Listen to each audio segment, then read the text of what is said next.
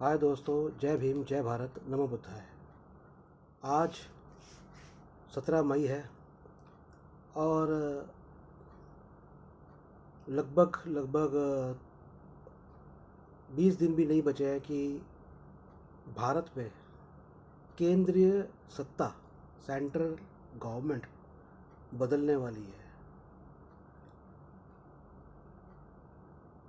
वर्ष 2024 का ये जनरल इलेक्शन बहुत महत्वपूर्ण है, उत्तेजनाओं से भरा है।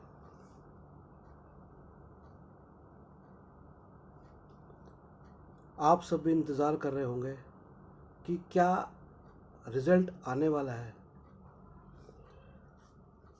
उस पर मैं थोड़ी सी अपनी प्रक्रिया, अपने दिल की बात आपसे कहना चाहता था,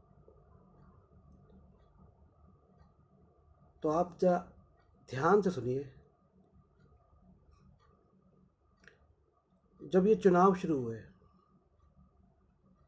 तो सच कहूँ तो मुझ में किसी भी प्रकार का कोई जोश नहीं था। मुझे नहीं पता था कि मेरा इंटरेस्ट ख़त्म हो चुका था, सच बताऊँ तो। और इंटरेस्ट ख़त्म हो चुका था, ख़त्म किया गया था। कुछ भी कह सकते हैं आप। ऐसा नहीं है कि ये जो काल रहा है 10 साल भारतीय जनता पार्टी का, यही एक ऐसा काल रहा है, या भारतीय जनता पार्टी ही एक ऐसी पार्टी रही है जिसने लोगों को दबाया है, लोगों की आज़ादी को ख़त्म करने की कोशिश करी है। ये प्रयास कांग्रेस की सरकार में भी रहे। आप में से बहुत से लोग अभी पिछले कुछ सालों से सोशल मीडिया में आए हैं।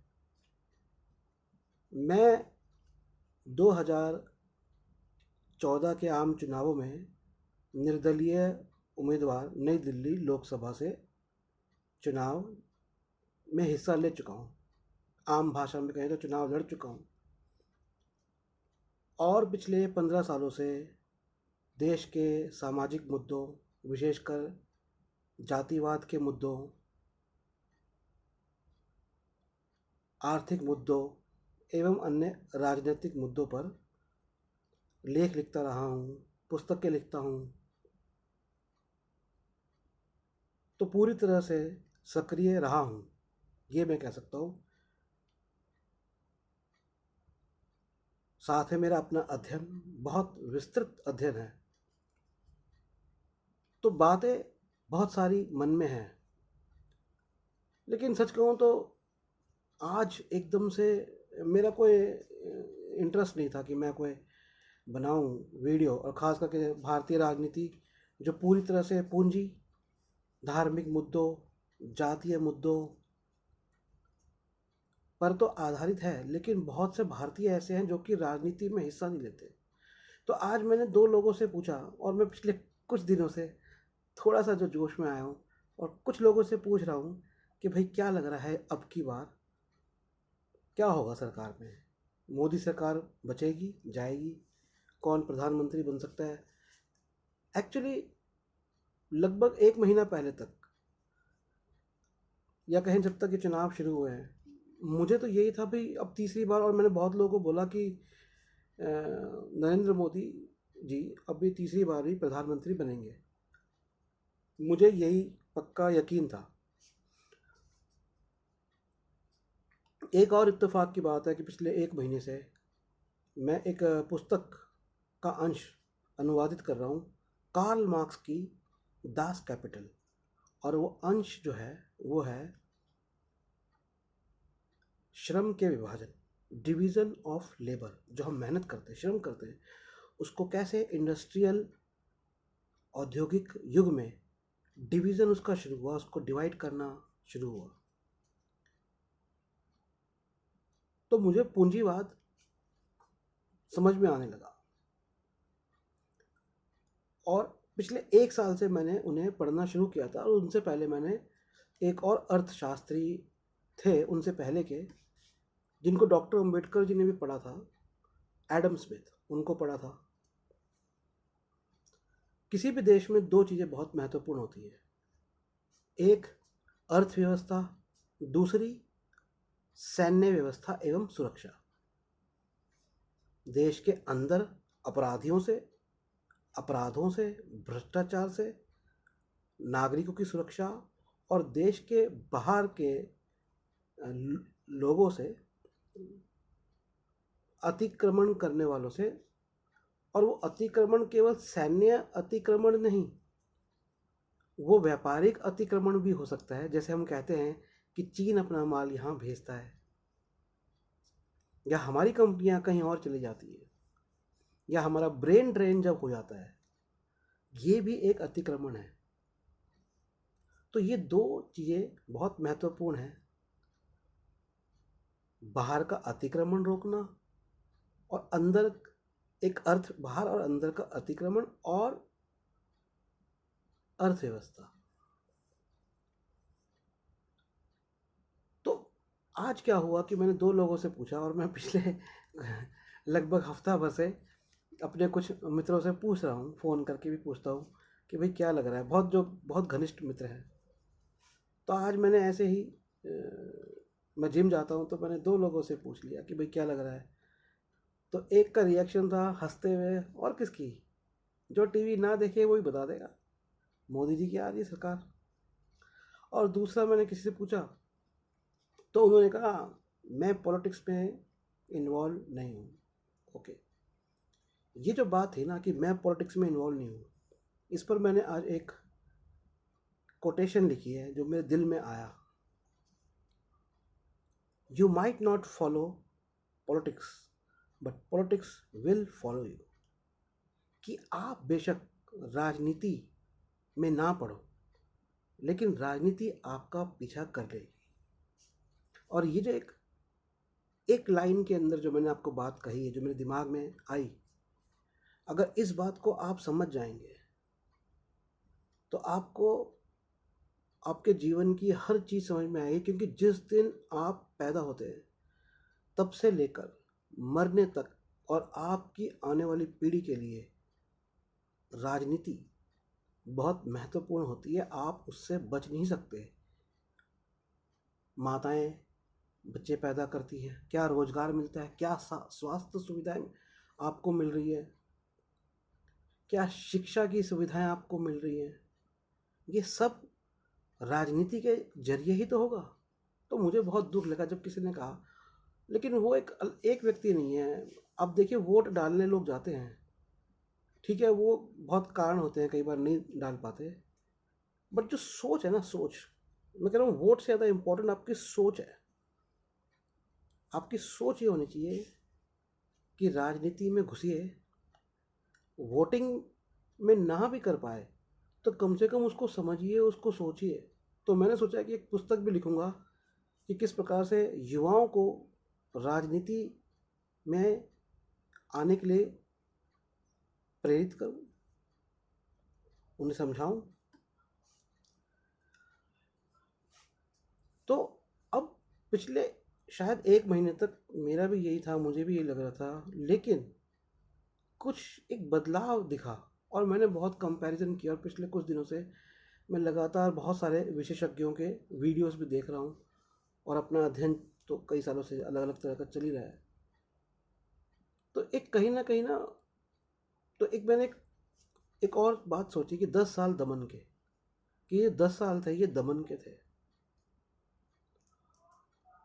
और कहीं ना कहीं जो दमन के कारण लोगों में जो रोष था ना, वो रोष मुझे बाहर आता हुआ अब नज़र आ रहा है। प्रॉब्लम ये है कि देश में सब डरे हुए हैं।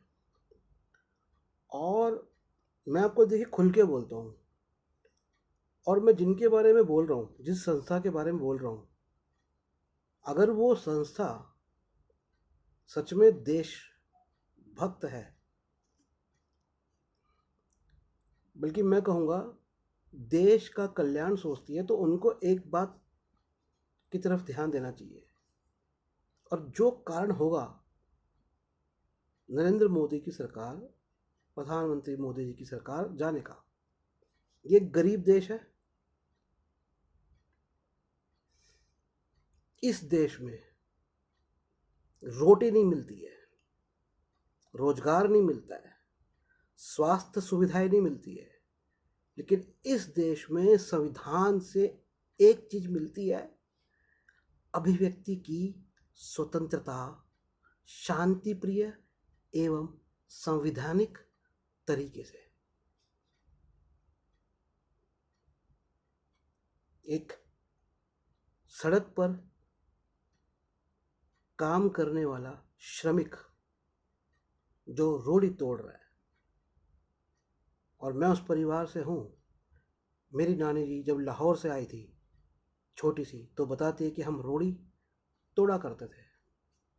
या एक व्यक्ति जो भारत का सबसे अमीर व्यक्ति है, ये सबसे उच्च स्तर पर है, इस बीच में आने वाले सभी 145 करोड़ भारतीयों के पास एक अधिकार है जो समान है, और भारतीय जनता पार्टी ने वो अधिकार भी छीना।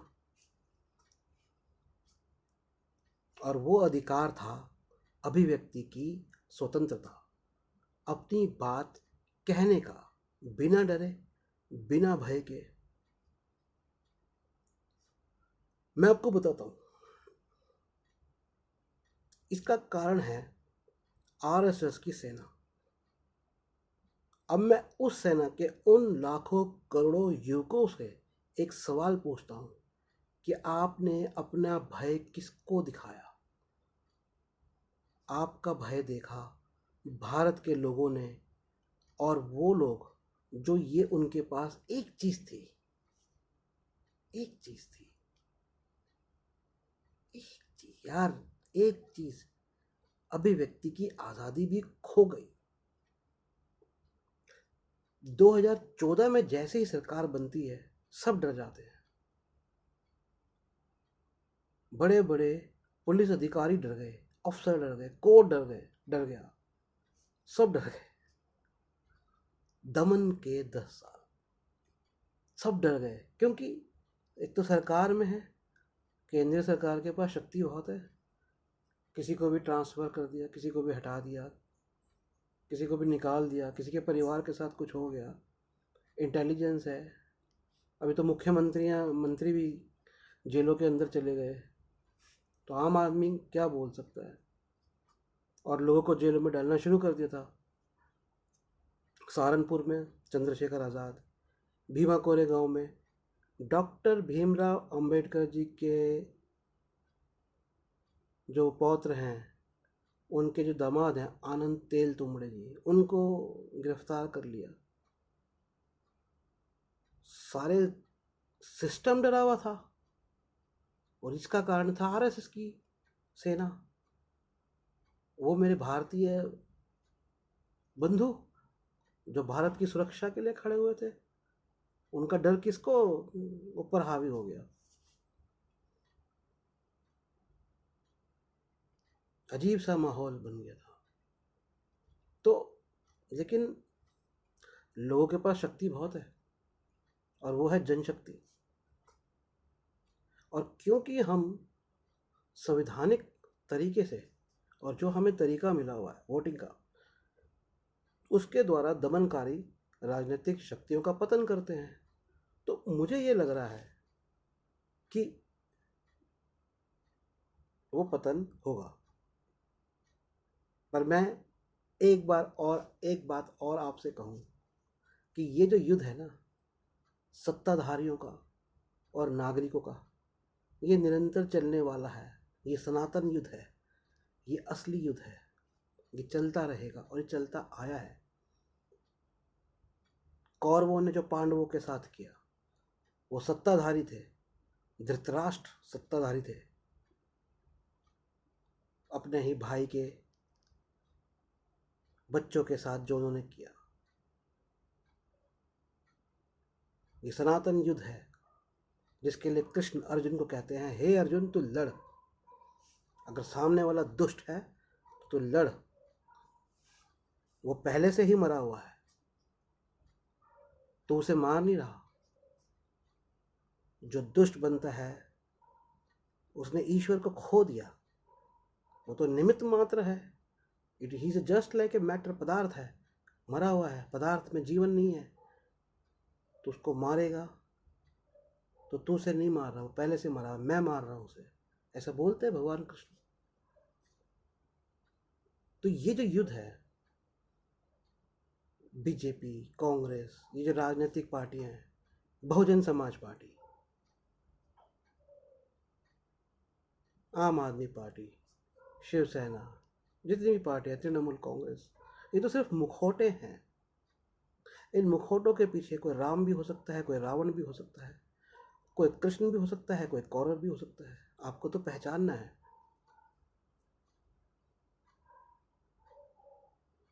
और इसलिए मैंने पहले कहा कि राजनीति आपको समझनी है। आप नहीं कह सकते that I am not interested in politics, you can't say this, because it's affecting your life since the time you have born to the time you die. अगर राजनीति सही नहीं है तो देखा है ना, गंगा के घाट पे आपको जलाने के लिए लकड़ी भी नहीं मिलती ठीक से।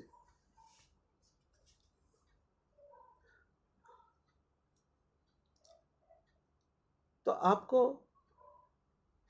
दूसरी जो महत्वपूर्ण बात वो ये समझनी है कि ये जो सिस्टम, जो ह्यूमन सिविलाइजेशन है ना, ये पूंजीवाद पे चल रही है।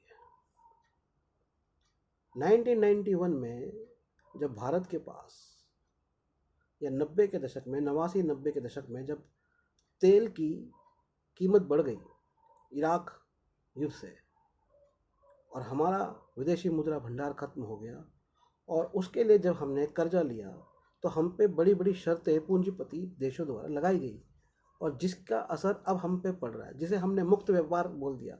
तो भारतीयों की तो इतनी समझ नहीं थी। भारतीय तो बस ये ही हल्ला करने में लगे थे कि भैया मुद्रा ख़त्म हो गई, मुद्रा। अरे हमारा जो असली रिसोर्स है वो हम हैं, देश के लोग, ये देश की ज़मीन, ये देश के जंगल, ये देश के खेत, ये देश की नदियाँ। ये एडम स्मिथ को पढ़ लो, समझा देंगे। कार्ल मार्क्स को पढ़ो, अगर एडम स्मिथ को पढ़ोगे तो समझ में आएगा कि असली चीज़ क्या है। चल ख़त्म हो गया, ख़त्म हो गया तेल, क्या हो गया, घोड़ों पे आ जाओ, नहीं है तेल, कोई और चीज़ खोज लो। घबराना नहीं है। लेकिन हम घबरा गए 91 में, और हमने कर्जा ले लिया। पहले गोल्ड गिरवी रखा, उस पर भी हमने हल्ला मचाया। वो सही था, गोल्ड गिरवी रख के पैसा ला के कर लेते, लेकिन ये सब उपाय बाहर से जब तक हम डिपेंड रहेंगे, ये अर्थव्यवस्था को समझ, जब तक हम बाहर की चीज़ों पे डिपेंड रहेंगे तब तक हम स्वतंत्र नहीं कहलाएंगे। और वही हुआ, हमारी स्वतंत्रता ख़त्म कर दी। आपको पता है, मैं आज एक दिख रहा था कि अगर हम अपने ही देश के गन्ना किसानों को सब्सिडी नहीं दे सकते, हमने ऐसे ऐसे संधियां कर रखी है, ऐसे ऐसे ट्रीटीज पे साइन कर रखा है। कितने दुख की बात है। मेरे देश का किसान मजदूर बेचारा, उसे अगर धन की आवश्यकता है, उसकी खेती सही नहीं हुई, मैं उसे सब्सिडी नहीं दे सकता।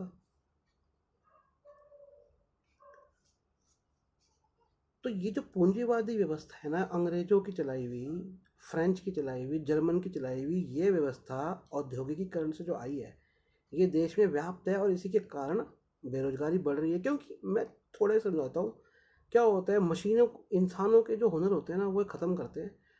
फॉर एग्जांपल, अभी मान लो ये कुछ किताब है, एक कैंची है मेरे पास, एक कैंची है, ये कैंची लोहार बनाता था, ठोक ठोक के हाथ से बनाता, आज भी भारत में बनता है।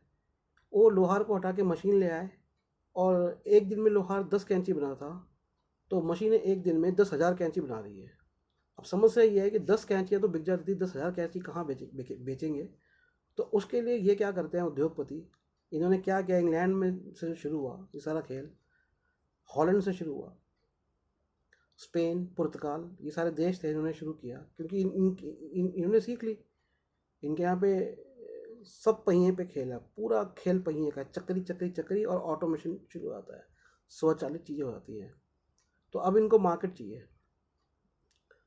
तो मान लीजिए कि मेरे गांव का या मेरे शहर के अंदर रोज़ 10 कैंची की ज़रूरत थी, लेकिन अब बन के आने लग गई विदेश से 10,000 कैंचियाँ। तो 10,000 कैंची का मैं एक कैंची अगर 1,000 रुपये की बेचता था, क्योंकि मैं बड़ी मेहनत से बना था, लेकिन अब वही कैंचियाँ 100 रुपये की बिक रही है। तो तुरंत सब लोग खरीद लेते हैं। लोहार भी गया, मार्केट में इतना माल भर गया कि भैया 10,000 में से 5,000 बिक के 5,000 पड़ी हैं, वेस्ट है। और उद्योगपति को जो है, पूंजीपति, उसको सिर्फ ये मतलब था, क्योंकि उसने इस रेट पे बेची थी सस्ते में भी, कि भैया 1,000 में तो उसकी लागत आ जाएगी और अगली 4,000 उसका मुनाफा। मोटा मोटा ये मैंने आपको उदाहरण दिया समझाने के लिए। बाकी आप मेरे और भी कुछ वीडियो हैं वो देखिएगा। तो इस सिस्टम में हम लोग कभी भी बेरोजगारी नहीं ख़त्म कर सकते, क्योंकि बेरोजगारी बढ़ती जाएगी। और कोई भी सरकार आए, आपको कुछ भी कहे, चाहे राहुल गांधी आपको कहे, चाहे नरेंद्र मोदी जी कहे, या XYZ फला फला कोई भी कहे, आपको सबसे पहले अपने आप को शिक्षित करना है। ये कार्ल मार्क्स की किताबों से, एडम स्मिथ की किताबों से, डॉक्टर अंबेडकर जी की किताबों से। आप जानते हैं 18वीं सदी 18वीं सदी की शुरुआत में, 1700 के बाद, जब 18वीं शुरू हो गई, 1701 1702, यूरोप के अंदर उन बीमारियों की लिस्ट तैयार होनी शुरू हो गई थी, जो बीमारियां लोगों को फैक्ट्रियों में लगा करती थी। डाटाबेस तैयार करने लग गए थे। आज हमारे पास डाटाबेस है, उद्योगों में लगे लोगों को क्या बीमारियां हो रही है,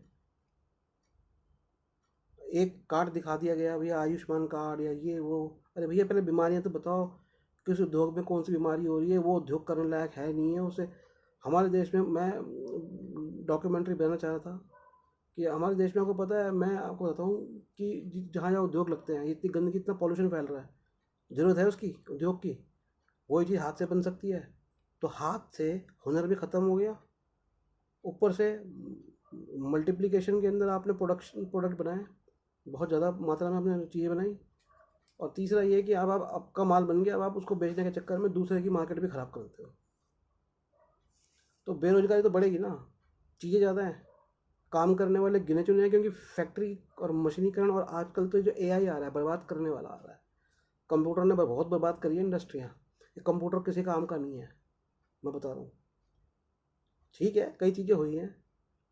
अब देखिए, कंप्यूटर तो आया, इंटरनेट आया, आज के युग में क्या लोग राजनीतिक रूप से उतने सक्रिय हैं जो डॉक्टर अम्बेडकर जी के, गांधी जी के, नेहरू जी के टाइम में सक्रिय हुआ करते थे? भीड़ की भीड़ लगती थी। और भाई तब ना फ़ोन था, ना कोई इंटरनेट था। आजकल तो आप जिस दुनिया में खोए हो ना, ये उन उद्योगपतियों की, व्यापारियों की दुनिया है। वो यूँ देख रहे हो, ना पढ़ाई कर रहे हो, ना लिखाई कर रहे हो, और आपका इंसानों के बीच का जो मेंटल कनेक्शन है ना, वो भी ख़त्म हो गया है।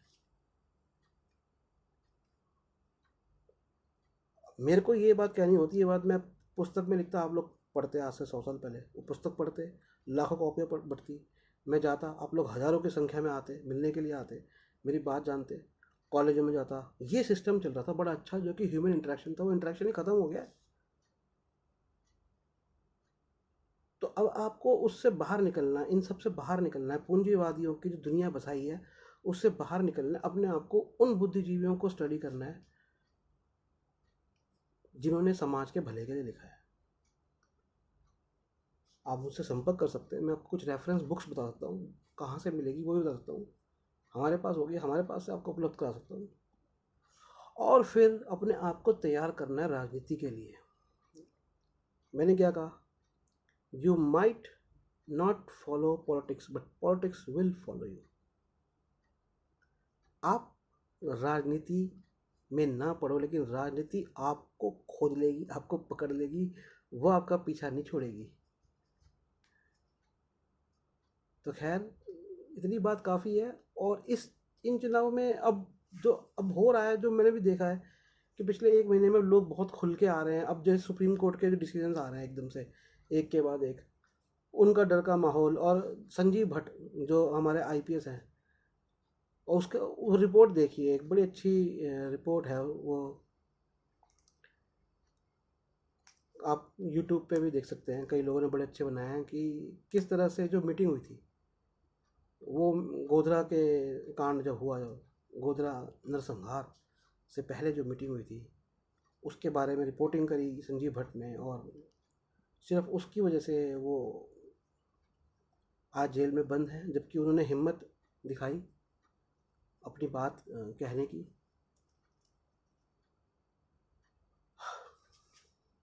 तो संजीव भट्ट, उम्मीद है कि अगर सरकार बदलती है तो संजीव भट्ट को बाहर लेकर आए। क्या है, संजीव भट्ट के बाहर आने से एक मैसेज जाता है देश में, और ख़ास करके सरकारी मुलाजिमों में, अधिकारियों में, कि अगर हम सच का साथ देंगे तो सच के साथ खड़े रहेंगे तो सरकार हमारा साथ देगी, हम जेल नहीं होगी। इसके अलावा मैं एक लास्ट बात और बोलूँ कि, और जो अगर नेता लोग जो सुन रहे हो वहाँ पर, भाई भ्रष्टाचार बहुत है, दबा क्या है, चाहे वो दिल्ली के अंदर हो, सेल्स टैक्स डिपार्टमेंट और प्रॉपर्टी टैक्स डिपार्टमेंट, प्लीज़। और आप लोगों से सबसे गुजारिश है जो सरकारी मुलाजिम है, प्लीज़ यार इतना चूसा चासी करना बंद कर दो। जब सरकार तनख्वाह दे रही है, भाई कम तनख्वाह में रह लो यार, क्यों चूस रहे लोगों को? बस करो यार, बस करो, ये लालच निकाल दो यार। 1 लाख रुपए का मोबाइल फ़ोन लेने के लिए लालच में पड़ रहे हो, तो पैसा जा रहा है अमेरिका के पास। किस चीज़ का लालच कर रहे हो? शोशाबाजी दिखाने का। ठीक है, थोड़े बहुत साधन लो, पर प्लीज़ अपने लोगों को मत चूसो यार, मत चूसो। ये तुम तो सब धार्मिक हो इंडिया के लोग, फिर भी तुम धर्म के, तुम्हारे सारे धर्मों में ये भ्रष्टाचार और रिश्वतखोरी तो बंद ही कर दो यार, कसम से। बहुत अच्छी सैलरीज मिल रही है, CGHS के बेनिफिट मिलते हैं, फिर भी तुमको जो है ना, अब तो तुम प्राइवेट हॉस्पिटल्स में जा रहे हो। हम लोगों को तो 20-20 हज़ार, 25-25 हज़ार रुपये की इंश्योरेंस लेनी पड़ती है। तुम 50-60 हज़ार में, 80 हज़ार में रिटायरमेंट के बाद पूरी ज़िंदगी बाकी बचेगी, इंश्योरेंस मिल जाती है CGHS से, गवर्नमेंट फैसिलिटीज़ मिल रही है, फिर भी चूस रहे हो यार, चूस रहे हो। कोई गवर्नमेंट ऑफिस में आ रहा है, उसका काम करो यार, देश का बंदा अपना भाई है, अपने रक्त संबंधी मान के करो उसका काम। ये काम गंदगी मत फैलाओ, नेता और सरकारी कर्मचारियों से यही कहूँगा, बंद कर दो, बहुत हो गया, कितना लालच, कितनी गंदगी, गिर गए हो एकदम। कौन से देवता को मानते हो? अल्लाह में यकीन रखते हो?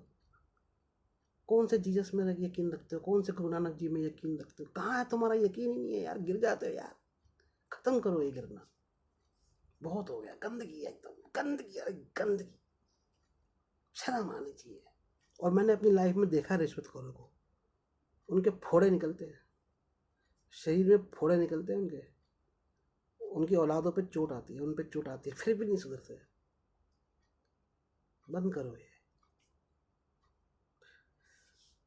अपना बहुमूल्य समय मुझे देने के लिए धन्यवाद, लेकिन कृपया करके उन लेखकों को भी आप समय दीजिए जिन्होंने आज से 150, 200, 250, 300 साल पहले औद्योगिकीकरण के दुष्परिणामों को देखा और लिखा, ताकि आने वाली जनरेशन्स को वो जानकारी मिल सके। तो वो ज़रूर लो। मुझे फ़ोन कर सकते हो 8527533051, 8527533051। और हाँ, मैं एक बात और लास्ट जो कहना चाहता हूँ, मैं आपको एक बात बताता हूँ। 2014 में मैंने जैसे बताया कि मैंने खुद चुनाव लड़ा, तो उससे पहले मुझे RSS से फ़ोन आए 2 मुद्दों पर। एक तो कि मैं जाऊँ, उनको बात सुनूँ। दूसरा, वो चाहते थे कि एक धोबी समाज से कोई प्रवक्ता, कोई अच्छा वक्ता, कोई पॉपुलर पर्सन हो, जो है वक्ता हो, जो कि बेसिकली वो धोबी समाज से जुड़ना चाह रहे थे। खैर, हर राजनीतिक पार्टियां भारत में तो यही करती है, मैं तो भाई इसके खिलाफ हूँ। मैंने उनको एक थे उनका नंबर दे दिया, लेकिन मैं 25 बार फ़ोन करने पे भी नहीं गया। हालांकि मैं इस बात के लिए उनकी प्रशंसा करता हूँ कि उन्होंने 2014 में मेरे को समझ लिया, लेकिन बाद में मक्खी से निकाल दिया। तो जो भी कोई देश के लिए है, चाहे वो RSS है, चाहे कांग्रेस है, चाहे कोई भी है, मैं उसके साथ हूँ। ये ध्यान रखना, अगर मैंने कुछ बुरा बोला है तो देश के फ़ायदे के लिए ही बुरा बोला है। अच्छी नीतियों में बौद्धिकता के साथ कोई काम कर रहे हो देश के, तो मैं साथ हूँ। बहुत प्रॉब्लम्स हैं भारत की और लोगों की, उनको दूर करना ज़रूरी है। तो मोबाइल नंबर नोट करें 8527533051, 885111 8852753351, आप नोट कर लीजिए। हमारी एक बुक्स की वेबसाइट है, मैं एक गरीब आदमी हूँ कृपया करके जाके उस पर बुक्स लीजिए। डॉक्टर अम्बेडकर जी की है, और कोशिश है कि और भी अच्छे अच्छे विचारकों की हो, वैसे तो काफ़ी लेखकों की है। और वेबसाइट है nspmart.com, nspmart.com। एक लास्ट बात, अगर प्लीज़ थोड़ा टाइम देंगे। देखिए, रिपोर्टर्स को, जर्नलिस्ट को, चाहे वो बीजेपी का पक्ष ले रहे हो, चाहे वो कांग्रेस का, उनका पेशा ऐसा है कि उनके ऊपर सरकार का डंडा आ जाता है। वो चाहते ना चाहते भी उनको कई बार सरकार का तोता बनना पड़ता है। आप ऐसे प्रोफेशन में नहीं होंगे। मान लीजिए आप डॉक्टर हैं, आपको कोई फ़र्क नहीं पड़ता, आप इंजीनियर हैं, आपको दुकानदार है, कोई फ़र्क नहीं पड़ रहा। उन बेचारों को फ़र्क पड़ जाता है, तो उनको कई बार मजबूरन सरकार का तोता बनना पड़ जाता है। इसका मतलब ज़रूरी नहीं कि वो अंदर से हैं, उनकी बेचारों की रोजी रोटी, घर परिवार है, तो उनको अपशब्द ना कहें। जब सत्ता, ये तो पूरा खेल है। अगर गवर्नमेंट फ्रीडम देगी, फ्रीडम ऑफ प्रेस देगी, तो लोग उस फ्रीडम के हिसाब से, आपको ऐसे हो गवर्नमेंट ऐसी आ गई उठा के उनको जेलों में डाल रही है उन पे, तो वो बेचारे क्या कर सकते हैं। प्लीज़ उनकी तरफ थोड़ा सा एक मानवीय पक्ष रखिए आप, क्योंकि वो भी इंसान है, उनके अंदर भी कहीं ना कहीं एक इंसानियत है। उनकी भी मजबूरी होती है कि उनको कई बार सरकारों का, और ये मैं खाली बीजेपी या कांग्रेस के संबंध में नहीं कह रहा, इंडिया के बाहर भी ऐसा ही होता है, तो ये बात समझिए। तो हमारी वो वेबसाइट पे जाके किताबें ऑर्डर कर सकते हैं। वेबसाइट का है आपका www.nspmart.com, nspmart.com, nspmart.com। मैं निखिल सबलानिया, दिल्ली से। जय भीम, जय भारत।